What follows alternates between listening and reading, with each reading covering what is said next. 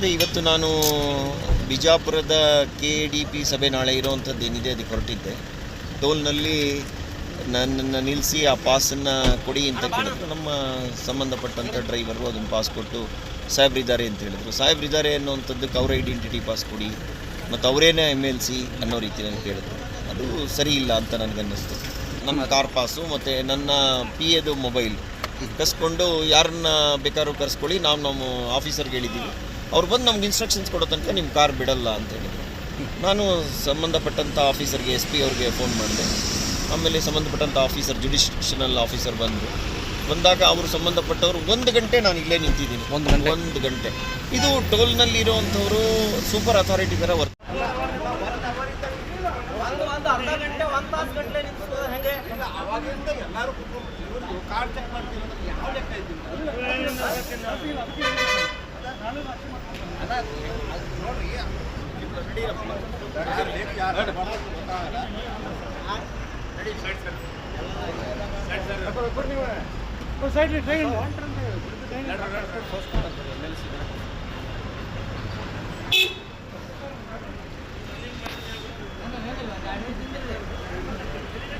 ಅದೇ ಇವತ್ತು ನಾನು ಬಿಜಾಪುರದ KDP ಸಭೆ ನಾಳೆ ಇರೋವಂಥದ್ದು ಏನಿದೆ ಅದಕ್ಕೆ ಹೊರಟಿದ್ದೆ.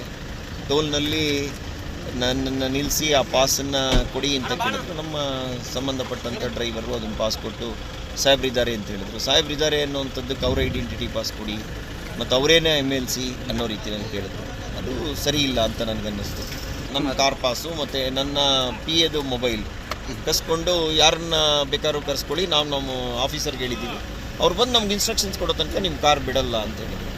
ನಾನು ಸಂಬಂಧಪಟ್ಟಂಥ ಆಫೀಸರ್ಗೆ SP ಅವ್ರಿಗೆ ಫೋನ್ ಮಾಡಿದೆ. ಆಮೇಲೆ ಸಂಬಂಧಪಟ್ಟಂಥ ಆಫೀಸರ್ ಜುಡಿಷನಲ್ ಆಫೀಸರ್ ಬಂದಾಗ ಅವರು ಸಂಬಂಧಪಟ್ಟವರು 1 ಗಂಟೆ ನಾನು ಇಲ್ಲೇ ನಿಂತಿದ್ದೀನಿ. 1 ಗಂಟೆ. ಇದು ಟೋಲ್ನಲ್ಲಿರೋವಂಥವರು ಸೂಪರ್ ಅಥಾರಿಟಿ ಥರ ವರ್ಕ್.